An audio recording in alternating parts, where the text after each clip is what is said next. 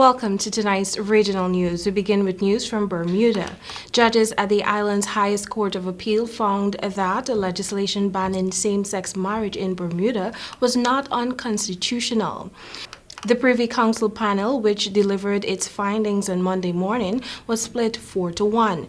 Its ruling came after 2 days of hearings in London more than a year ago on the case between Attorney General of Bermuda and Rod Ferguson and others. Bermuda's Ministry of Home Affairs earlier confirmed that at least $411,624 from the public purse had been spent on hiring lawyers and law firms involved in the case.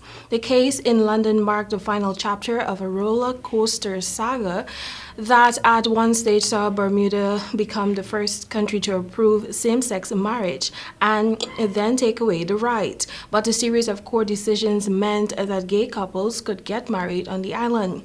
Monday's ruling will end those marriages.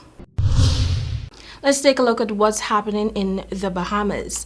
The Bahamas is forecast to record another bloody year as police reported a 4% increase in murders for the first quarter of 2022. Acting Commissioner of Police Clayton Fernander told the media that 28 murders were recorded from January 1 to March 14, 2022 compared to 27 for the same period last year. He revealed that most of the shootings were gang-related and came about as criminals engaged in a tit-for-tat for crimes committed against each other.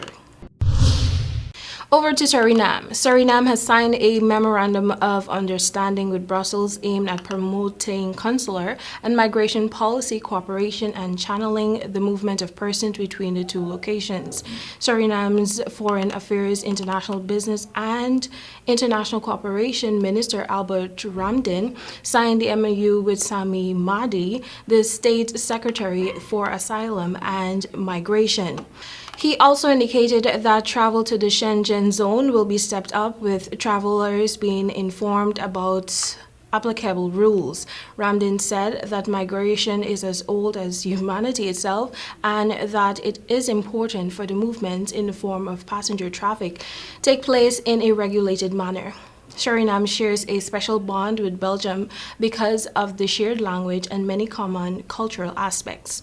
Officials said that the MOU is also aimed at strengthening relations, especially in the field of financing community projects and others, including a mutual legal assistance treaty and an aviation agreement. Now for news from Antigua and Barbuda. Antigua and Barbuda's Prime Minister Gaston Brown is among the many first regional leaders to put in writing the European Union requesting that it rethink its intention to part out the citizenship by funding packages within the Caribbean.